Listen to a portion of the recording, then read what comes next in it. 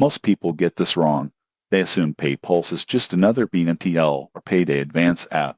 But the surprising truth in 2026 is that it offers early wage access, flexible payment installments, and financial management tools all in one app. When used correctly, PayPulse can help manage short-term expenses without leading to debt traps. Here's how PayPulse works. You can access a portion of your earned wages before payday, sometimes instantly. Eligible purchases can be split into smaller payments over a few weeks. Instead of traditional interest, PayPulse charges a flat, predictable fee per transaction or advance. The app also offers repayment reminders, spending alerts, and optional dashboards for budgeting and cash flow tracking. The downside, overuse can become costly. Frequent advances or missed payments add up, and relying too much on the app may mask poor financial habits. Tips for responsible use. 1. Only use money you can repay on time. 2. Set reminders to avoid late fees. 3. Maintain a small emergency fund for unexpected expenses. Who should use PayPulse? People with steady income who occasionally need short-term cash or want help managing larger purchases.